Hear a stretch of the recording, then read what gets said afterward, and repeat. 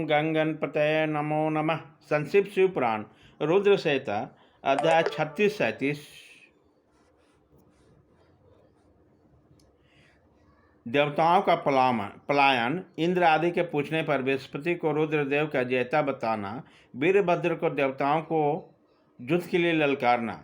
श्री विष्णु और वीरभद्र की बातचीत तथा विष्णु आदि को अपने लोक में जाना और दक्ष यज्ञ का विनाश करके वीरभद्र को कैलाश को लौटना।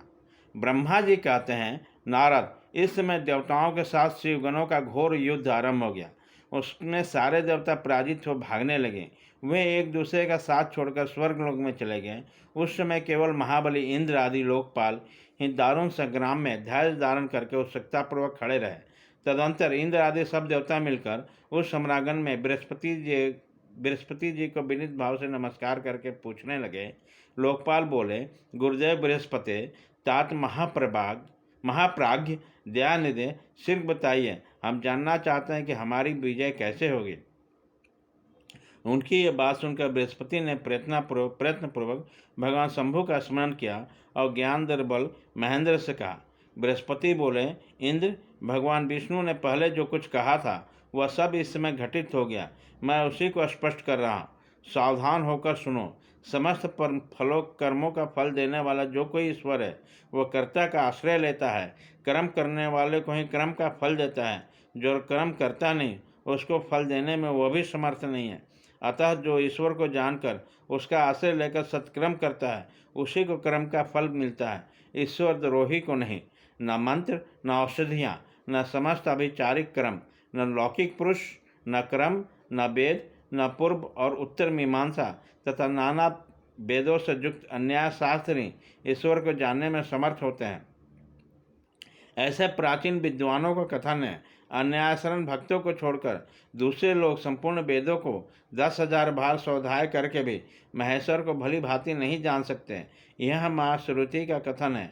अन्यथा अवश्य भगवान शिव के अनुग्रह से ही सर्वदा शांत, निर्विकार और उत्तम दृष्टि से सदा शिव के तत्व का साक्षात्कार ज्ञान हो सकता है। सुरेश्वर क्या कर्तव्य और क्या अकर्तव्य, इसके विवेचन करने पर अभिष्ट होने पर मैं जो इसमें सिद्धि का उत्तम अंश है उसी का प्रतिपादन करूँगा। तुम अपने हित के लिए इसे ध्यान देकर सुनो। इंद्र, तुम लोकपालों के साथ आज नादान बनकर दक्ष यज्ञ में आ गए। बताओ तो यहाँ क्या पराक्रम करोगे। भगवान रुद्र जिनके सहायक हैं, ऐसे ये परम क्रोधी रुद्रगण इस यज्ञ में बिन जानने के लिए आए हैं और अपना काम पूरा करेंगे, इसमें संशय नहीं है। मैं सत्य सत्य कहता हूँ, इस यज्ञ के बिंद के निवारण के लिए वस्तुतः तुम में से किसी के पास भी सर्वथा कोई उपाय नहीं है। बृहस्पति की यह बातें सुनकर वह इंद्र समस्त लोकपाल बड़ी चिंता में पड़ गए। तब महावीर रुद्रगणों से घिरे हुए वीरभद्र ने मन ही मन भगवान शंकर का स्मरण करते हुए इंद्र आदि लोकपालों को डांटा। इसके पश्चात रुद्रगणों के नायक वीरभद्र ने रोष में भनकर तुरंत ही संपूर्ण देवताओं को तीखे बाणों से घायल कर दिया।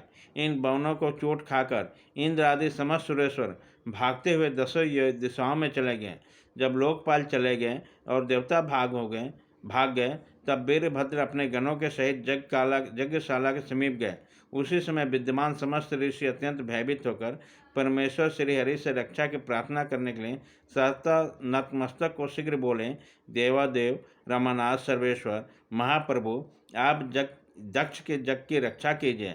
आप ही यज्ञ नहीं है, इसमें संशय नहीं है। जग आपका क्रम, रूप और अंग है। आप जग के रक्षक हैं, अतः दक्ष जग की रक्षा कीजिए। आपके सिवा दूसरा कोई इसका रक्षक नहीं है। ब्रह्मा जी कहते हैं, नारद, ऋषियों के वचन सुनकर मेरे सहित भगवान विष्णु वीरभद्र के साथ युद्ध करने की इच्छा से चले। श्री हरि को युद्ध के लिए उद्यत देकर शत्रुमथ मर्दन वीरभद्र, जो वीर प्रथम गणों से घिरे हुए थे, कड़े शब्द में भगवान विष्णु को डांटने लगे।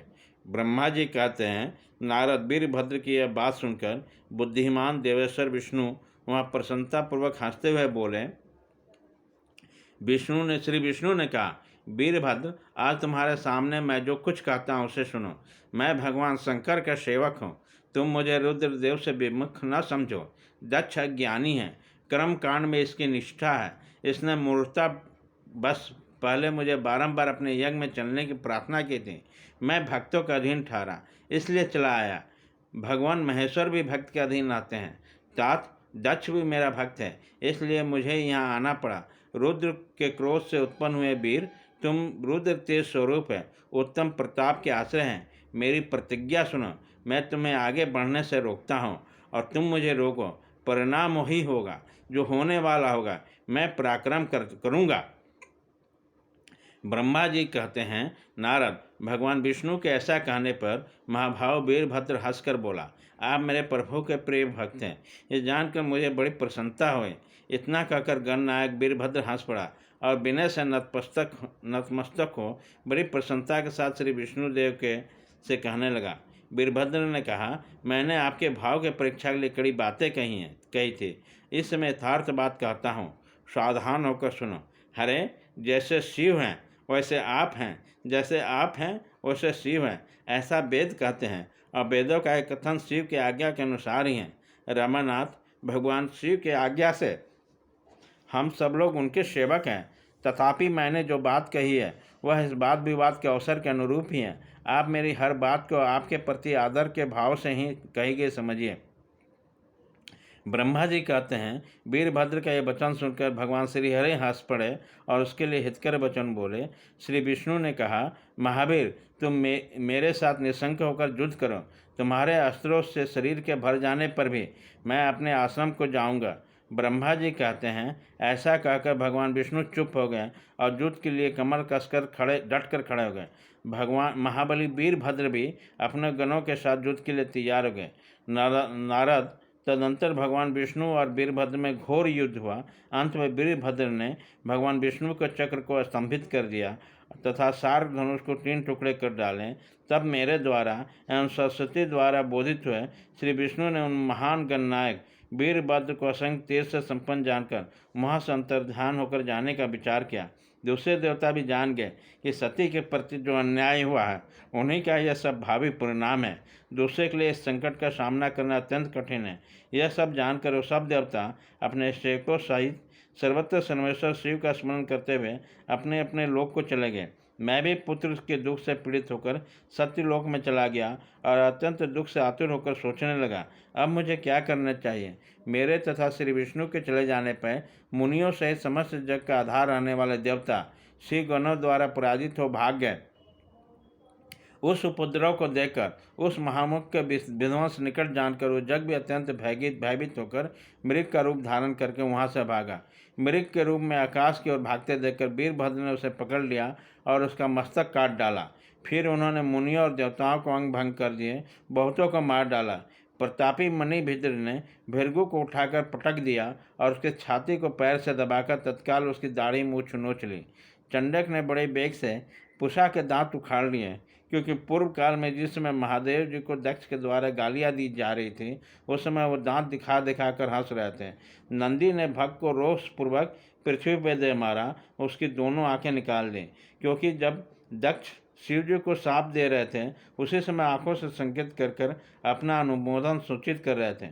वहाँ के रुद्रगण नायकों ने स्वाहा, सौधा और दक्षिणा देवियों को बड़ी विडम्बना दुर्दशा की। वहाँ जो तंत्र मंत्र और दूसरे लोग थे उनका भी बहुत तिरस्कार किया। ब्रह्मपुत्र दक्ष भय के मारे अंतर्वेदी के भीतर छिप गए। वीरभद्र उनका पता लगाकर उन्हें बलपूर्वक पकड़ लाए, फिर उनके दोनों गालों पर पकड़कर उनके मस्तक पर तलवार से आघात किया, परंतु जोग के प्रभाव से दक्ष का सिर अभेद हो गया था, इसलिए कट न सका। जब वीरभद्र को ज्ञात हुआ कि संपूर्ण अस्त्र से इनका मस्तक को भेदन नहीं हो सकता, तब दक्ष के छाती पर पैर रखकर दबाया और दोनों हाथों से गर्दन मरोड़ कर तोड़ डाला। फिर शिवद्रोही दुष्ट दक्ष के उस सिर को गणनायक वीरभद्र ने अग्निकुंड में डाल डाला।